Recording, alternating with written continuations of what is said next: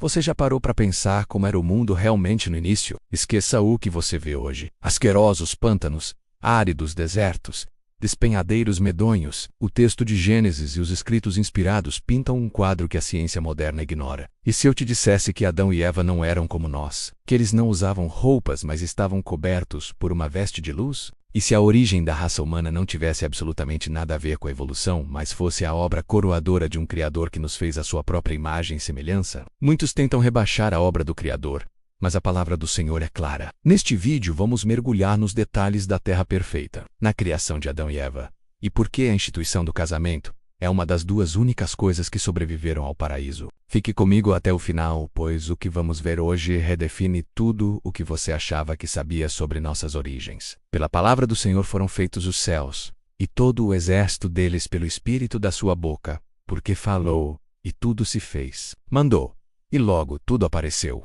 Lançou os fundamentos da terra, para que não vacile em tempo algum. Quando a terra saiu das mãos de seu Criador, era extraordinariamente bela. Variada era sua superfície, contendo montanhas, colinas e planícies, entrecortadas por majestosos rios e formosos lagos. As colinas e montanhas, entretanto, não eram abruptas e escabrosas, tendo em grande quantidade tremendos despenhadeiros e medonhos abismos como hoje elas são. As arestas agudas e ásperas do pétreo arcabouço da terra estavam sepultadas por sob o solo fértil, que por toda parte produzia um pujante crescimento de vegetação. Não havia asquerosos pântanos nem áridos desertos. Graciosos arbustos e delicadas flores saudavam a vista aonde quer que esta se volvesse. As elevações estavam coroadas de árvores mais majestosas do que qualquer que hoje exista. O ar, incontaminado por miasmas perniciosos, era puro e saudável. A paisagem toda sobrepujava em beleza os terrenos ornamentados do mais soberbo palácio. A hoste angélica olhava este cenário com deleite e regozijava-se com as obras maravilhosas de Deus. Depois que a terra, com sua abundante vida animal e vegetal, fora suscitada à existência, o homem, a obra coroadora do Criador, e aquele para quem a linda terra fora preparada, foi trazido em cena. A ele foi dado domínio sobre tudo que seus olhos poderiam contemplar. Pois disse Deus: façamos o homem à nossa imagem, conforme a nossa semelhança, e domine sobre toda a terra. Criou Deus, pois, o homem à sua imagem. Homem e mulher os criou. Aqui está claramente estabelecida a origem da raça humana, e o relato divino refere tão compreensivelmente que não há lugar para conclusões errôneas. Deus criou o homem à sua própria imagem. Não há aqui mistério. Não há lugar para a suposição de que o homem evoluiu, por meio de morosos graus de desenvolvimento, das formas inferiores da vida animal ou vegetal. Tal ensino rebaixa a grande obra do Criador ao nível das concepções estreitas e terrenas do homem. Os homens são tão persistentes em excluir a Deus da soberania do universo, que degradam ao homem e o despojam da dignidade de sua origem. Aquele que estabeleceu os mundos estelares nos altos céus, e com delicada perícia coloriu as flores do campo. Aquele que encheu a terra e os céus com as maravilhas de seu poder, vindo a coroar sua obra gloriosa, a fim de pôr em seu meio alguém para ser o governador da linda terra, não deixou de criar um ser digno das mãos que lhe deram vida. A genealogia de nossa raça, conforme é dada pela inspiração, remonta sua origem não a uma linhagem de germes, moluscos e quadrúpedes a se desenvolverem, mas ao grande Criador. Posto que formado do pó, Adão era filho de Deus. Ele foi posto como representante de Deus sobre as ordens inferiores de seres. Estes não podem compreender ou reconhecer a soberania de Deus, todavia foram feitos com capacidade de amar e servir ao homem. Diz o salmista: fazes com que ele tenha domínio sobre as obras das tuas mãos. Tudo puseste debaixo de seus pés. Os animais do campo, as aves dos céus e tudo o que passa pelas veredas dos mares. O homem deveria ter a imagem de Deus, tanto na aparência exterior como no caráter. Cristo somente expressa a imagem do Pai. Mas o homem foi formado à semelhança de Deus. Sua natureza estava em harmonia com a vontade de Deus. A mente era capaz de compreender as coisas divinas. As afeições eram puras. Os apetites e paixões estavam sob o domínio da razão. Ele era santo e feliz, tendo a imagem de Deus e estando em perfeita obediência à sua vontade. Ao sair o homem das mãos do Criador era de elevada estatura e perfeita simetria. O rosto trazia a rubra coloração da saúde e resplendia com a luz da vida e com alegria. A altura de Adão era muito maior do que a dos homens que hoje habitam a terra. Eva era algo menor em estatura, contudo suas formas eram nobres e cheias de beleza. Esse casal, que não tinha pecados, não fazia uso de vestes artificiais, estavam revestidos de uma cobertura de luz e glória, tal como a usam os anjos. Enquanto viveram em obediência a Deus, esta veste de luz continuou a envolvê-los. Depois da criação de Adão, toda criatura vivente foi trazida diante dele para receber seu nome. Ele viu que a cada um fora dada uma companheira, mas que entre eles não se achava adjutora que estivesse como diante dele. Entre todas as criaturas que Deus fez sobre a terra não havia uma igual ao homem. E disse Deus: não é bom que o homem esteja só. Far-lhe-ei uma adjutora que esteja como diante dele. O homem não foi feito para habitar na solidão. Ele deveria ser um ente social. Sem companhia, as belas cenas e deleitosas ocupações do Éden teriam deixado de proporcionar perfeita felicidade. Mesmo a comunhão com os anjos não poderia satisfazer seu desejo de simpatia e companhia. Ninguém havia da mesma natureza para amar e ser amado. O próprio Deus deu a Adão uma companheira. Proveu-lhe uma adjutora ajudadora, esta que lhe correspondesse, menos a qual estava em condições de ser sua companheira, e que poderia ser um com ele, em amor e simpatia. Eva foi criada de uma costela tirada do lado de Adão, significando que não o deveria dominar como a cabeça, nem ser pisada sob os pés como se fosse inferior, mas estar a seu lado como sua igual, e ser amada e protegida por ele. Como parte do homem, osso de seus ossos, e carne de sua carne, era ela o seu segundo eu, mostrando isto a íntima união e apego afetivo que deve existir nesta relação, porque nunca ninguém aborreceu a sua própria carne, antes a alimenta e sustenta. Portanto, deixará o varão a seu pai e a sua mãe, e apegar-se à sua mulher, e serão ambos uma carne. Deus celebrou o primeiro casamento. Assim, esta instituição tem como seu originador o Criador do universo. Venerado seja o matrimônio, foi esta uma das primeiras dádivas de Deus ao homem. E é uma das duas instituições que, depois da queda, Adão trouxe consigo de além das portas do paraíso. Quando os princípios divinos são reconhecidos e obedecidos nesta relação, o casamento é uma bênção. Preserva a pureza e felicidade do gênero humano, provê as necessidades sociais do homem, eleva a natureza física, intelectual e moral. E plantou o Senhor Deus um jardim no Éden, da banda do Oriente, e pôs ali o homem que tinha formado. Tudo que Deus havia feito era a perfeição da beleza, e nada parecia faltar do que pudesse contribuir para a felicidade do santo par. Deu-lhes, contudo, o Criador ainda outra demonstração de seu amor, preparando um jardim especialmente para ser o seu lar. Neste jardim havia árvores de toda variedade, muitas das quais carregadas de deliciosos frutos. Havia lindas trepadeiras, que cresciam eretas, apresentando todavia um graciosíssimo aspecto, com seus ramos pendendo sob a carga de tentadores frutos, dos mais belos e variados matizes. Era o trabalho de Adão e Eva moldar os ramos da trepadeira, de maneira a formar caramanchés, fazendo assim, para si, com as árvores vivas, moradas cobertas com folhagem e frutos. Havia fragrantes flores de toda a cor em grande profusão. No meio do jardim estava a árvore da vida, sobrepujando em glória a todas as outras árvores. Seu fruto assemelhava-se a maçãs de ouro e prata, e tinha a propriedade de perpetuar a vida. A criação estava agora completa. Os céus, e a terra e todo o seu exército foram acabados. E viu Deus tudo quanto tinha feito, e eis que era muito bom. O Éden florescia sobre a terra. Adão e Eva tinham franco acesso à árvore da vida. Nenhuma mancha de pecado ou sombra de morte deslustrava a formosa criação. As estrelas da alva juntas alegremente cantavam, e todos os filhos de Deus rejubilavam. O grande Jeová lançara os fundamentos da terra, ornamentara o mundo inteiro nas gueilas da beleza, e enchera-o de coisas úteis ao homem.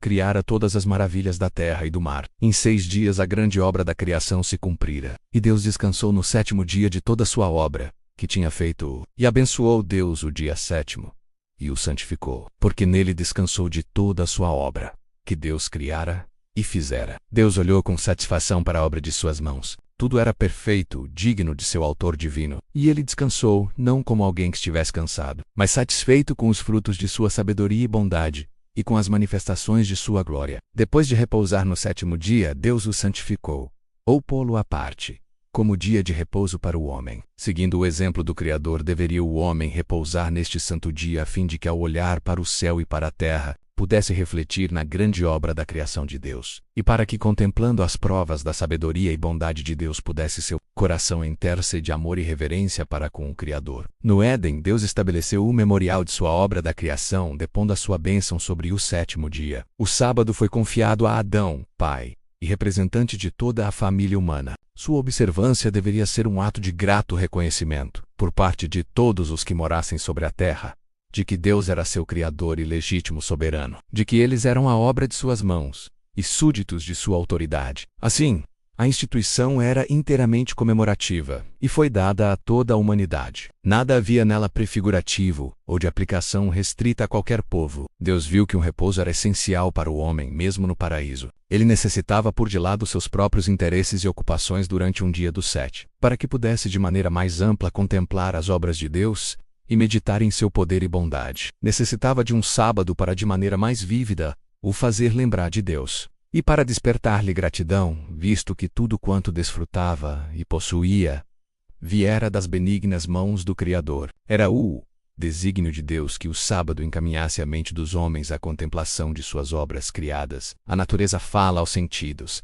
declarando que há um Deus vivo, Criador e supremo governador de tudo. Os céus manifestam a glória de Deus, e o firmamento anuncia a obra das suas mãos. Um dia faz declaração a outro dia, e uma noite mostra sabedoria a outra noite. A beleza que reveste a terra é um sinal do amor de Deus. Podemos vê-lo nas colinas eternas, nas árvores altaneiras, no botão que se entreabre e nas delicadas flores. Tudo nos fala de Deus. O sábado, apontando sempre para aquele que tudo fez, ordena aos homens abrirem o grande livro da natureza e rastrear ali a sabedoria, o poder e o amor do Criador. Nossos primeiros pais, se bem que criados inocentes e santos, não foram colocados fora da possibilidade de praticar o mal. Deus os fez como entidades morais livres, capazes de apreciar a sabedoria e benignidade de seu caráter, e a justiça de suas ordens, e com ampla liberdade de prestar obediência ou recusá-la, deviam desfrutar comunhão com Deus e com os santos anjos. Antes, porém, que pudessem tornar-se eternamente livres de perigo, devia ser provada sua fidelidade. No início mesmo da existência do homem, um empecilho fora posto ao desejo de satisfação própria, paixão fatal, que jaz à base da queda de Satanás. A árvore da ciência, que se achava próxima da árvore da vida, no meio do jardim, devia ser uma prova da obediência, fé e amor de nossos primeiros pais, ao mesmo tempo em que se lhes permitia comer livremente de todas as outras árvores. Era-lhes proibido provar desta sob pena de morte. Deviam também estar expostos às tentações de Satanás, mas, se resistissem à prova, seriam finalmente colocados fora de seu poder. Para desfrutarem o favor perpétuo de Deus, Deus pôs o homem sob a lei, como condição indispensável de sua própria existência. Ele era um súdito do governo divino, e não pode haver governo sem lei. Deus poderia ter criado o homem sem a faculdade de transgredir a sua lei. Poderia ter privado a mão de Adão de tocar no fruto proibido. Porém, o homem teria sido não uma entidade moral livre, mas um simples autômato. Sem liberdade de opção, sua obediência não teria sido voluntária, mas forçada. Não poderia haver desenvolvimento de caráter. Tal maneira de agir seria contrária ao plano de Deus ao tratar ele com os habitantes de outros mundos. Seria indigna do homem como um ser inteligente e teria apoiado a acusação feita por Satanás de governo arbitrário por parte de Deus. Deus fez o homem reto, deu-lhe nobres traços de caráter, sem nenhum pendor para o mal. Dotou-o de altas capacidades intelectuais e apresentou-lhe os mais fortes incentivos possíveis para que fosse fiel a seu dever. A obediência perfeita e perpétua era a condição para a felicidade eterna. Sob esta condição teria ele acesso à árvore da vida. O lar de nossos primeiros pais devia ser um modelo para outros lares, ao saírem seus filhos para ocuparem a terra. Aquele lar, embelezado pela mão do próprio Deus, não era um suntuoso palácio. Os homens, em seu orgulho, deleitam-se com edifícios magnificentes e custosos, e gloriam-se com as obras de suas mãos. Mas Deus colocou Adão em um jardim. Esta era sua morada. O céu azul era sua cúpula. A terra, com suas delicadas flores e tapete de relva viva, o seu pavimento, e os ramos folhudos das formosas árvores eram o seu teto. De suas paredes pendiam os mais magnificentes adornos, obra do grande e magistral artífice. No ambiente em que vivia o santo par havia uma lição para todos os tempos. A lição de que a verdadeira felicidade é encontrada não na satisfação do orgulho e luxo, mas na comunhão com Deus mediante suas obras criadas. Se os homens dessem menos atenção às coisas artificiais e cultivassem maior simplicidade, estariam em muito melhores condições de corresponderem com o propósito de Deus em sua criação. O orgulho e a ambição nunca se satisfazem. Aqueles, porém, que são verdadeiramente sábios, encontrarão um prazer real e enobrecedor nas fontes de alegria que Deus colocou ao alcance de todos. Aos moradores do Éden foi confiado o cuidado do jardim, para o lavrar e o guardar. Sua ocupação não era cansativa, antes agradável e revigoradora. Deus indicou o trabalho como uma bênção para o homem, a fim de ocupar-lhe o espírito, fortalecer o corpo e desenvolver as faculdades. Na atividade mental e física, Adão encontrava um dos mais elevados prazeres de sua santa existência. E quando, como resultado de sua desobediência, foi ele expulso de seu belo lar e obrigado a lutar com o obstinado solo para ganhar o pão cotidiano, aquele mesmo trabalho, se bem que grandemente diverso de sua deleitável ocupação no jardim, foi uma salvaguarda contra a tentação e fonte de felicidade. Aqueles que consideram o trabalho como maldição, acompanhado embora de cansaço e dor, estão acalentando um erro. Os ricos frequentemente olham com desdém para as classes trabalhadoras, mas isto está inteiramente em desacordo com o propósito de Deus ao criar o homem. O que são as posses do mais abastado mesmo, em comparação com a herança proporcionada ao nobre Adão? Contudo, Adão não devia estar ocioso. Nosso Criador, que compreende o que é necessário para a felicidade do homem, designou a Adão o seu trabalho. A verdadeira alegria da vida é encontrada apenas pelos homens e mulheres do trabalho. Os anjos são diligentes obreiros, são ministros de Deus para os filhos dos homens. O Criador não preparou lugar algum para a prática estagnante da indolência. Enquanto permanecessem fiéis a Deus, Adão e sua companheira deveriam exercer governo sobre a terra. Deu-se-lhes domínio ilimitado sobre toda a coisa vivente. O leão e o cordeiro brincavam pacificamente em redor deles, ou deitavam-se-lhes os pés, os ditosos pássaros esvoaçavam ao seu redor, sem temor, e ao acenderem seus alegres cantos em louvor ao Criador, Adão e Eva uniam-se a eles em ações de graças ao Pai e ao Filho. O santo par não era apenas filhos sob o cuidado paternal de Deus, mas estudantes a receberem instrução do Criador todo-sabedoria. Eram visitados pelos anjos, e concedia-se-lhes comunhão com seu Criador, sem nenhum véu obscurecedor de permeio. Estavam cheios do vigor comunicado pela árvore da vida, e sua capacidade intelectual era apenas pouco menor do que a dos anjos. Os mistérios do universo visível, maravilhas daquele que pp.